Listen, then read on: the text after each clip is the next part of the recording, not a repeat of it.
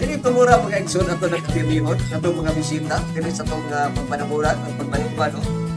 Sa itong programa nga Barong Manolo Fortis, dili itong bisita, gikan sa si Dr. Mary Corinne Whiting Actisa, Director sa Research and Development and Innovation Division sa Northern Bukidnon State College.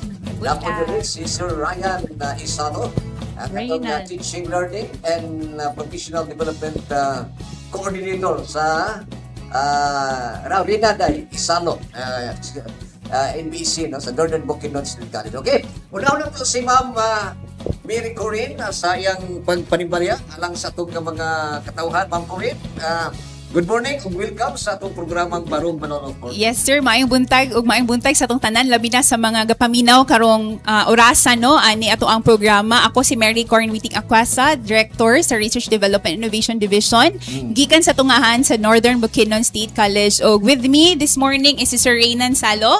Aniya kami para i-launch. This is our first segment sa among ginatawag nga inisyatibo nga Research on Air, sa paghatag og impormasyon base sa mga resulta sa pagduki-duki nga mo ang gibuhat dira sa tunghaan. Og ako apong pagpanumbaya kang Mayor Rogelio Quino. Mayor, salamat kay sa suporta og pag-collaborate with NBST ani nga programa, pati kang Councilor Rina Quino. Siya gyud ang nahimong instrumento nga mapadulong kami sa opisina. Ako pong pagpanumbaya sa presidente sa Northern Bukidnon State College, President Christy Jean Villanueva Ganiera Prets, maayong buntag kanimo diha, ug sa tanang membro sa Northern Bukidnon State College community. Maayong buntag sa atong tanan. Okay, si Sir atong i-welcome si Sir sa atong programa. Sir Rinan, good morning ug welcome sa atong programang Barong Manolo Fortis. Kauban nato si Barong Tiri Lugares. Okay, Sir. Mayong buntag sa tanan, no? And mayong buntag, Sir Max, Ma'am. Salamat sa pag-welcome sa mua aning og pag-welcome sa aning initiative, no, sa Manolo Fortis. Daw kining tabang sa mua, no, sa mga institution, sa mga faculty.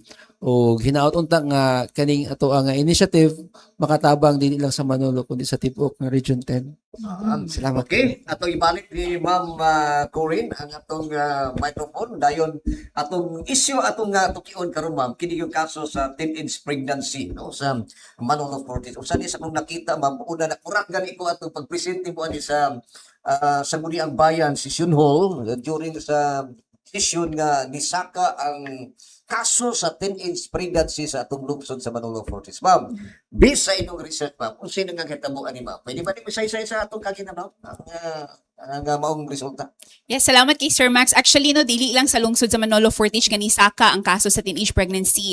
In 2017, ang Northern Mindanao, ikaduwa siya sa pinakataas og kaso sa teenage pregnancy sa tibuok Pilipinas. Okay. Apan sa 2022 nga survey nga gikandak sa Philippine Statistics Authority, from rank 2 nahimo na tang top 1 sa tibuok Pilipinas for teenage pregnancy sa mga kababaihan nagkaedad nga 15 to 19 years old. Ug tungod ni ini, ang tunghaan sa Northern Bukidnon State College pahigayon og research para makita natong masinati nato kung unsa magigakahitabo sa ground ani mga kabatanunan nganong gataas ang kaso sa pagpamapdos gikan sa 10 to 19 years old. So kini siya, Sir Max, dili lang sa Manolo, no, but amo ang gitanaw pud ang the entire Northern Mindanao tungod kay naay mga residente sa isa ka lungsod pananglitan, residente sa Manolo nga ang iyahang kaso sa pagpamapdos na record sa Cagayan de Oro kay pagkaburos niya nibalhin na siya sa Cagayan de Oro.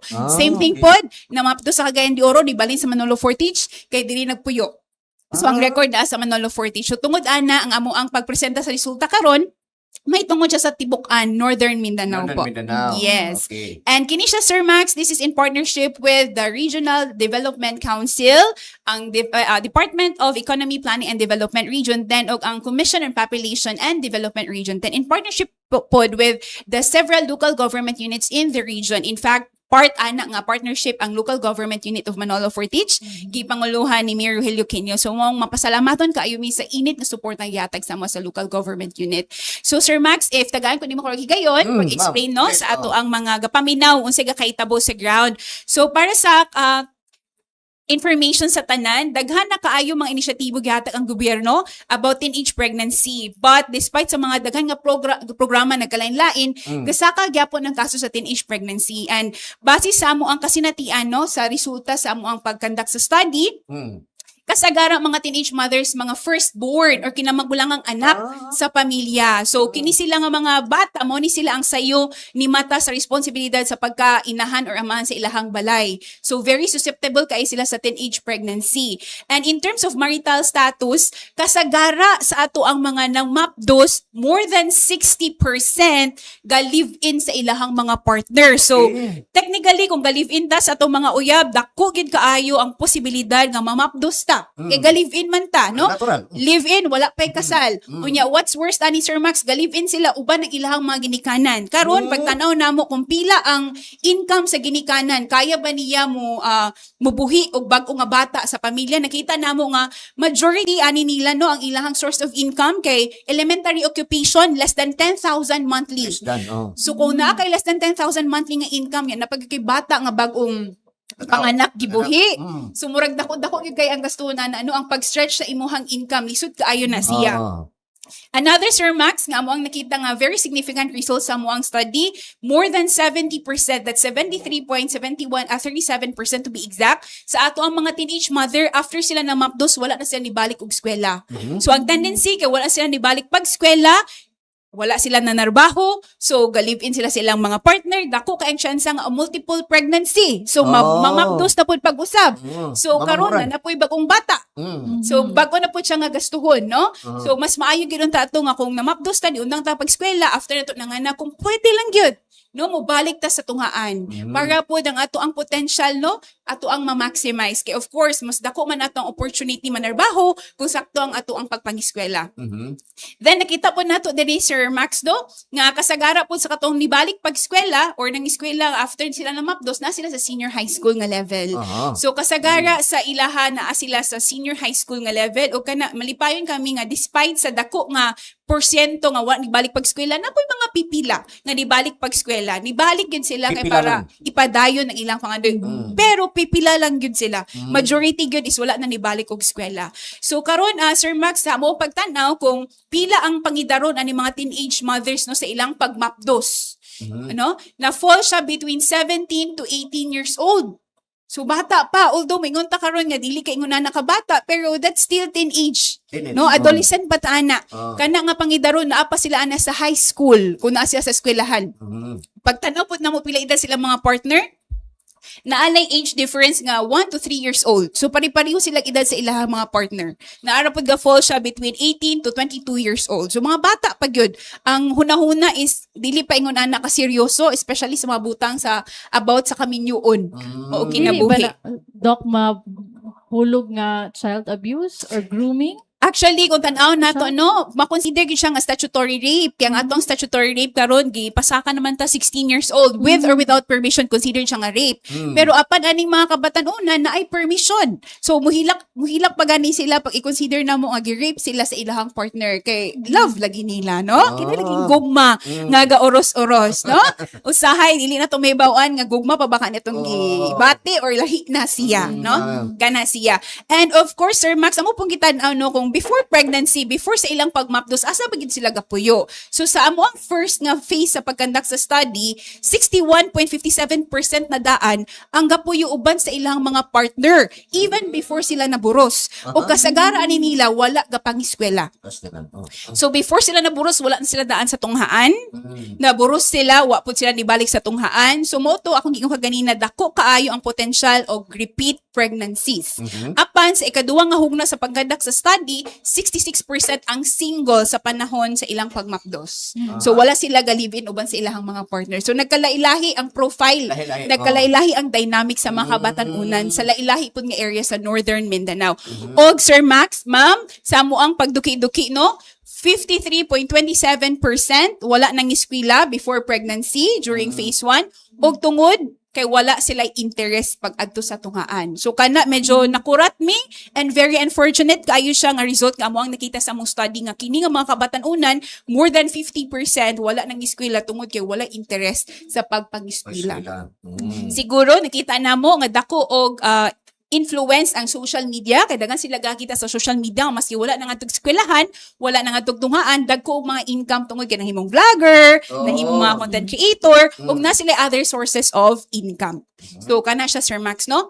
And then sa amo apong pagpanuki-duki Sir Max, nakita po namo nga kasagaran sa ato ang mga namapdos nga mga teenagers wala gamit og family planning. Naa may gagamit og family planning pero more on contraceptives, oral contraceptives. So atong naon kung between 10 to 19 years old ka gamit na ka og mga oral contraceptives, so unsa epekto ana sa lawas sa kababainhan. So dako siya epekto, especially mamapdos ka nga dili pa fully develop ang imuhang body, dili pa ready imuhang body nga mahimong mama. And then amo silang gipangutan na unsa maging reason nganong mo engage man gyud sa mga butang dili pa unta angay buhaton kay dili pa man mo minyo, dili pa man mo magtiayon. So nasinati nato, nakita nato no base sa resulta sa atong research nga naa siya self-desire. So self-desire ang main nga reason nganong ga-engage sila sa mga butang nga dili pa unta nila angay i-engage. So kada palang daan no, grabe kaayo na siya ka significant nga findings kay mismo sa ilaha gagikan ang rason nganong mo engage sila. And again, base sa akong gingon kaganina, daghan og mga influences sa palibot nga pwede makadrive sa ilaha. Isa na diha ang social media, number ang one. paggamit sa internet, peer pressure, kana, gagawas mo na siya sa amuhang study. And ang incidence po sa multiple partners, nakita po na sa atong study, 13.8%, no? Sa resulta sa ato ang study based sa respondent sample nga atong nakuha nga 1,806 sa first phase and 770 sa second phase, 13.8% ani is ga-engage og multiple partners. So kung atong naon, kung lailahi atong partner, dako po og chances nga muli siya og HIV. So naagid siya ripple effect, no? Ang pagpamapdos. So nakita po namo siya Sir Max, ma'am, in terms of sa family, unsay ga kahitabo sa panimalay kay diha man gyud magsugod ang tanan. Kasagara sa atong respondents walay conversation sa ilahang mga ginikanan about sex, about sa ilang pagkababayi, sa ilang pagkalalaki with their family. So, of course, the bees and the flowers, tabu pa kaayo, ngilngigan ta maminaw. Kung istoryahan nato party ang party sa atong mga lawas, pero sa karon nga mga panghitabo, dapat nagyud nga open ang ato ang pagpanag-istorya about ani. Kana kita mga ginikanan open ta sa conversation about sa mga uyab sa to ang mga anak, kumusta na ba sila, about sa ilang menstruation, kung mga babae, ang mga lalaki, kung na ba sila yung mga crush, admiration, kay the more magud nga ato na siyang i-close nga conversation sa balay, the more nga ang bata magpagawas sa lahi nga mga outlet. Diba? Mas maayo man gito nga ang ginikanan mismo ang magmonitor sa atong mga kabatan-unan. Not only in terms of conversation about sex, about womanhood, motherhood, about family life or marriage, but even conversation and monitoring sa paggamit sa social media. Ako agad na siyang i-emphasize no kay karon ra ba maski grade 1 nga bata nanay cellphone, nanay tablet. Akong pangutana sa mga ginikanan kabalo bata unsa ang ginatanaw sa itong mga bata sa mga tablet o cellphone nga ilang gagunitan. Kay usahay ra ba mas dagan pa sila time mo atubang sa ilang mga gadgets kaysa mo atubang sa mga ginikanan. So kana monitoring ginato no, especially nga kaganina nakita nato 78% gikan gyud ang information sa internet. Kana siya based sa atong study. Ug nakita po namo ni Sir Ma'am no nga in terms of family history nganong murag naa na may acceptance sa family nga okay ra mamapdos kay og mamapdos manganak palangga sa lola ang bata baligpay ang ginikanan mas spoiled ang bata. Nakita namo nga 48.84% sa first nga mugna sa study o 49.9% sa second nga mugna nga ang mga mama mismo sa teenage mothers po sa ilang panahon. So naay cycle, naay pattern, naay precedence. So okay ra na kay inana po ko sa una ana. So naa na siya somewhat acceptance nga kung pwede unta i-break nato ang cycle, no? I-break nato ang cycle. Og nakita po nato ma'am and sir no nga naay stigma, naay isolation ga kahitabo, ga ka-record nato siya apan mura og nahimo na lang siya nga normal nga pangpanghitabo sa katilingban, ga ka-normalize na siya. Og sa among pagduki-duki nahibaw-an namo nga ang pinakataas nga kaso sa pagpamapdos na record sa February. Unsay ga kahitabo sa February? Ngano ka ang February? Apan sa laylahi nga mga area sa Northern Mindanao, gavari po siya sa bulan. Example sa Manolo. Ang Manolo, pinakataas na case sa Manolo ma-record og Sa Kabulan. April. April.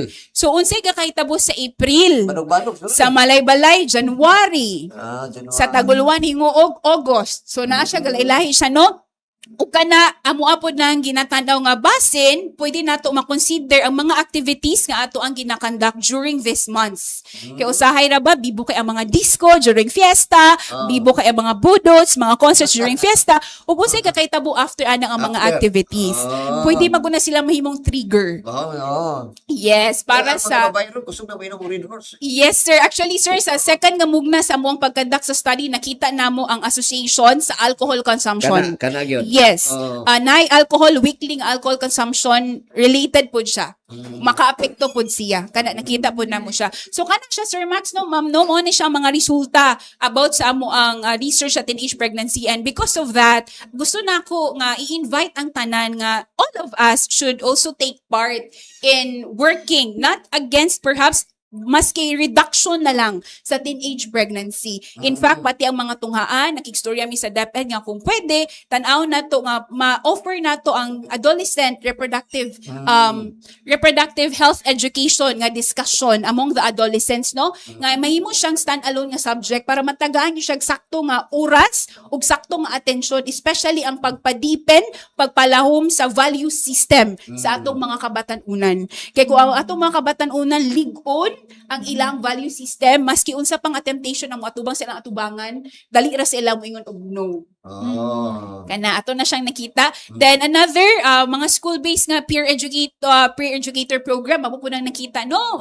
We partner with the Commission on Population and Development, magpagawa sila og training or mokandak sila og mga training para pod na atay mga peer educators sa nagkalain tungaan nga pwede mahimong experts nga mohatag og mga tambag ani atong mga kabatan-unan. Kay usahay sir ma'am, atong mga kabatan-unan dili na maminaw sa mga katigulangan.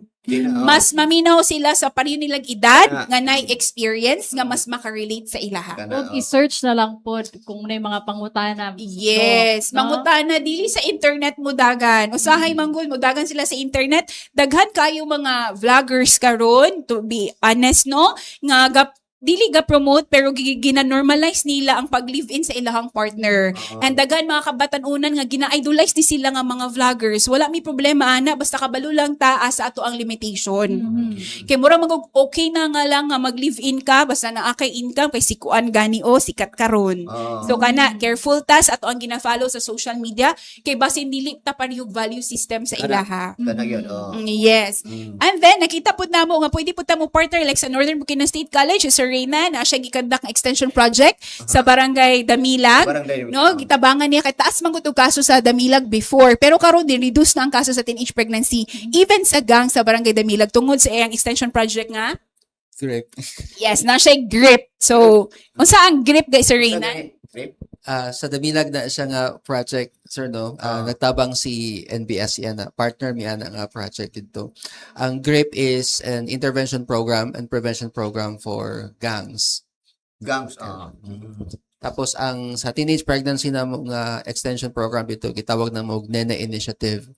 It's a whole barangay approach. So di lang mga batanon, di lang ang mga nene, ang iyang partner, ang parents, ang mga eskwelahan, ang mga mothers, tanan batanon, so tibok barangay nga mo gina-capture. So, Sir, unsa unsa ang ka tuig sir? Sige ma'am. Sige. Unsa ka tuig ma'am ang sir no? Unsa ka tuig ang Damilag taas ang kaso sa teenage pregnancy? Sa ka tuig? Kana siya. 2022 and 2022. above. Tapos pag request ni Damilag nga buhat mig intervention and prevention program sa mga teenage pregnancy, si Damilag taas na siya. Siya na ang number 1 sa Manolo. So, moto nga amo anang kitabangan sa LGU gyud sa Damilag. Okay ba? So, sir, unsa may mga interventions, activities ninyo ana inyong GRIP, sir? Sa inyong gipang... Sa GRIP, ma'am. Yes, sir. Sa GRIP, holistic approach kaya po siya, ma'am. Dili siya punitive but restorative justice ang among gigamit. So instead of kasabaan, kasala ka, ingana, no? Involve ang parents. Nag-conduct with me og training no? Unsaon sa mga bata nga i-value nila ang life, i-value ang community, i-value ang family, no? Tapos mga training such as anger management, no? Tapos at the end of that intervention, na ay reconciliation between the parents and the child. Okay, majority man gud nga main reason is nagikan gyud sa family. So after ana dayon para nga ma-sustain siya kay dili man pwede gud nga mag-intervention ka sa community one time big time. So kinahanglan sustainable siya. So what we did is after that nami mga aftercare sessions sa mga batanon o sa parents. And then pag abot sa time nga natanaw na mga pwede na siya biyaan, ayan na nag-end ang intervention. Sa prevention na din nakapaginabuha.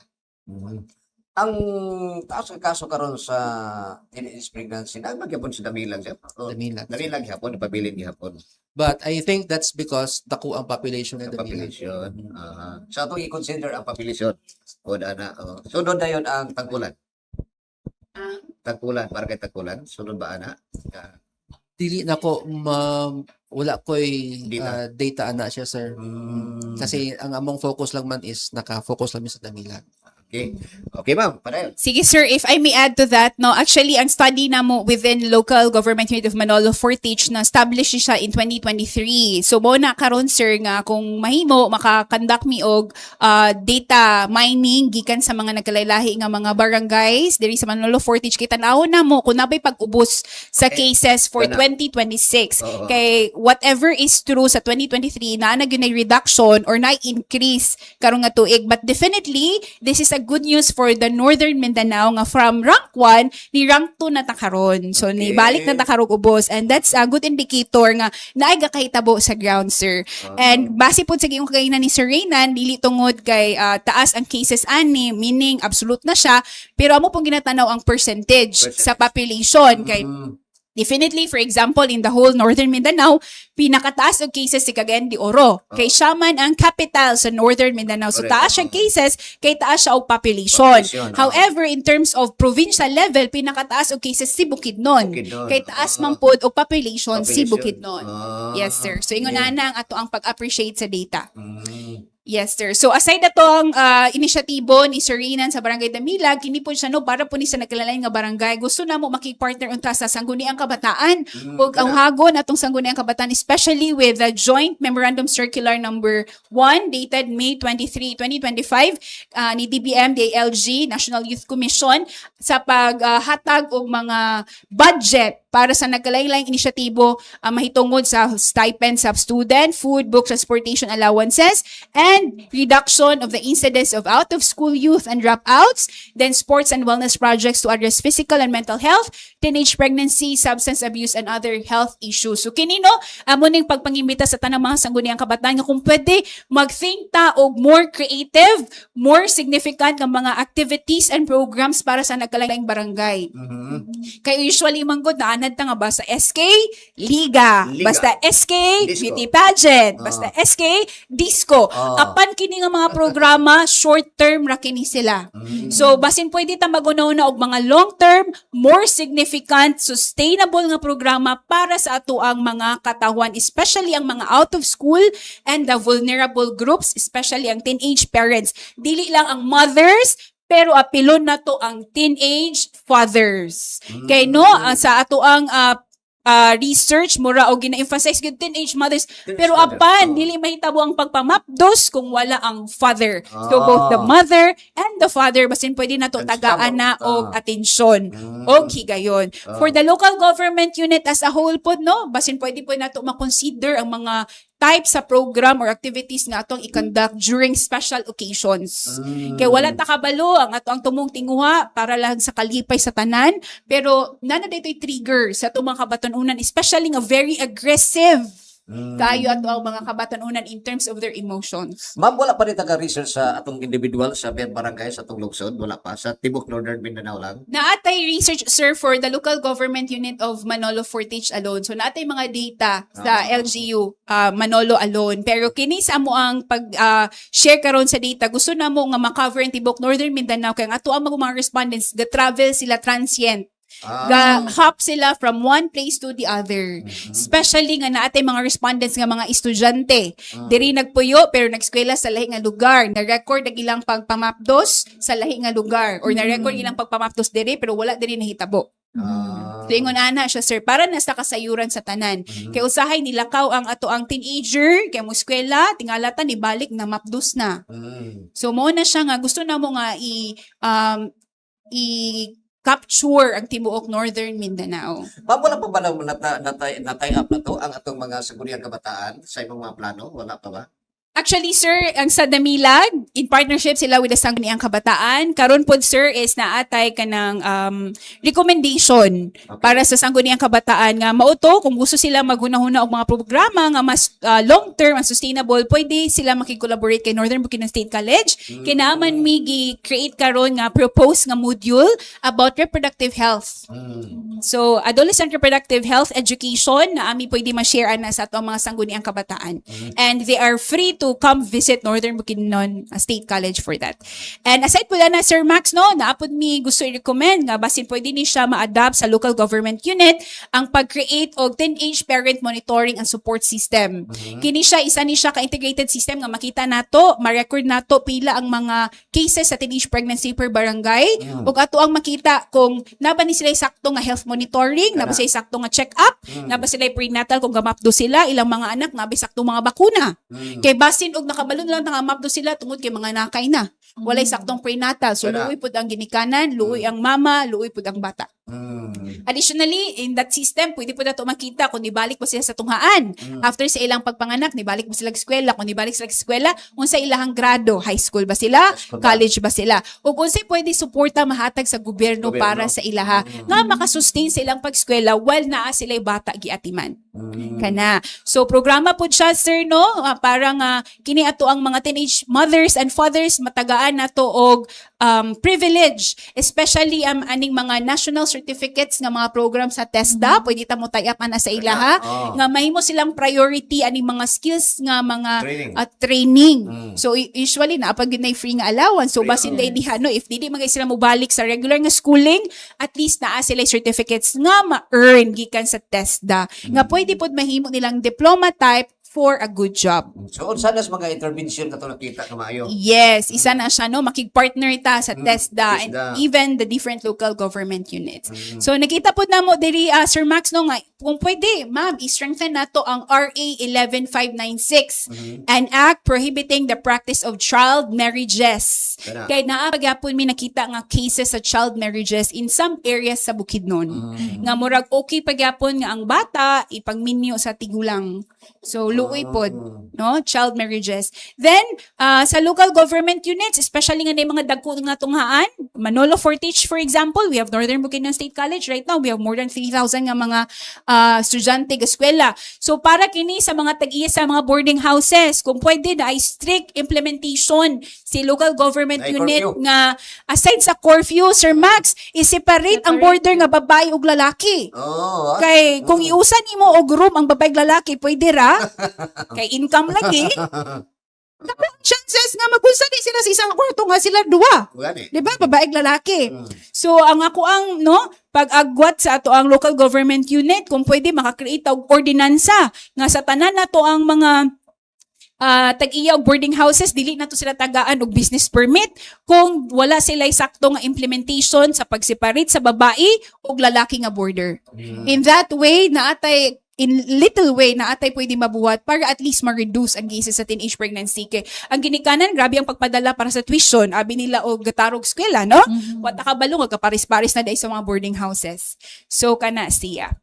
So, mao lang na siya, Sir Max, ma'am, about sa amo ang research study sa teenage pregnancy. I hope nga ato nang masulban no ang kaso din is Manolo Fortis no makatri ang atong LGU Manolo Fortis no nagkagayo ang mga intervention pa ang buhat no pinag-SPACDIV sa atong LYDO nagani ano na sila yung mga programa sa naklalaing nga mga barangay basin ko sa ni pud ma'am no sa naka-video sa atong kaso sa teenage pregnancy din sa atong lungsod no.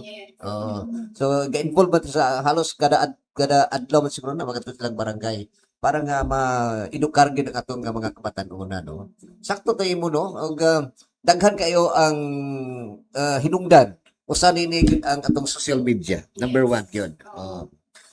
Dayon sa pa ning mga kalingawan usa po na sa to nakita gid nga butang no. Nya kada pong sa atong saguniang kabataan na matay budget ana no. Dili na po Yes. ita na paingon sa disco ang ilang budget. Yes. Disco okay lang siguro sa mga sports activities ni no. Pero sa disco dili kay ko paboran nga maong ano. Sir Max, if I may, ang kinimang mga sport-related activities, very manly man gud siya. Na may mga participation sa mga babae pero mas daghan ang mga lalaki. Then ang mga out of school asa pud sila mosulod. So mas maayo gid unta nga na ay specific nga programa para sa mga out of school, teenage parents para klaro gyud og unsa ato mga inisyatibo para kanila. Og sir, ako apong i-emphasize no nga dili lang social media, dili lang ato ang mga kalihukan, apan ang pinakadako nga factor leading to teenage pregnancy is dysfunctional family.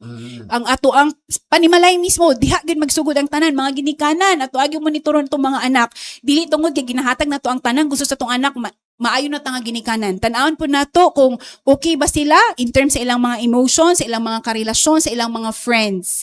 Kay usahay baya, makabalo lang tab, burus na di ay, or nakaburus na di ay.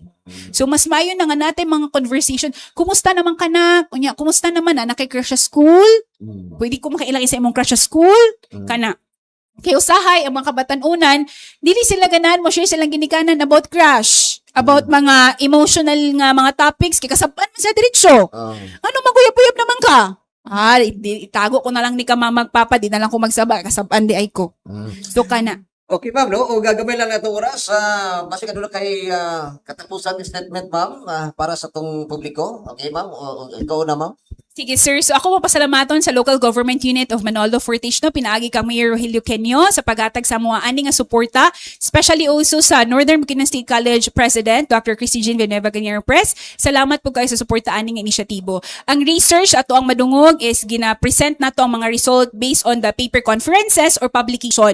But because of the strong partnership between the Local Government Unit and Northern Bukidnon State College, aniya na ta karon nagsugod na ta sa first segment sa ato ang radar or research on air. So kini dili lang ni siya karon pero every month na atay kanang segment no mahitungod sa pagpagawa sa mga resulta sa ato ang mga research. Ug bahin sa teenage pregnancy sa ato ang tanan atong dumdumon nga ang teenage pregnancy dili siya isa ka concern nga nahilabot lamang sa mga teenage nga parents, but this is a social issue that needs the contribution of the entire community for its reduction.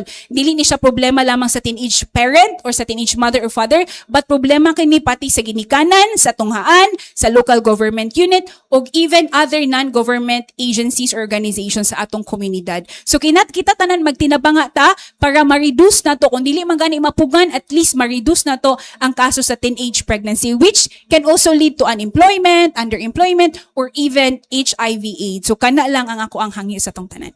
Okay, si Sir Renan, atong paminahon. So nasulti na ni Doc Coren ang tanan no. Pero ako na lang ipadayag sa tanan no nga napoy another in addition to the teenage pregnancy nga research do na pud kami gina-study karon nga cohabitation for teenagers. Ginasuportahan po sab kana sa SDC sa Regional Development Council nga dugang aron gyud nga matutukan gyud nato unsa gyud ang mga hinungdan sa teenage pregnancy. So, okay. Salamat kayo, ma'am. Ni Dr. Mary Corin, no? Waiting at visa sa atong pagbisita diri sa atong programa karon sa Barong Manolo Fortich ug si Sir Renan Salo ang atong teaching learning and professional development coordinator sa Northern Bukidnon State College. Sir, salamat kayo, ma'am. Ayun, kung balik mo diri sa atong programa para po isgudan ang maong nga mga issue diri sa atong programa. Salamat kayo, ma'am. Salamat kay Sir, Ma'am. Salamat kaayo. Salamat sa tanang gapaminaw. Og for our next segment, ang atong hisgutan is rainwater catchment. Yes. Okay. So see you on August. Okay.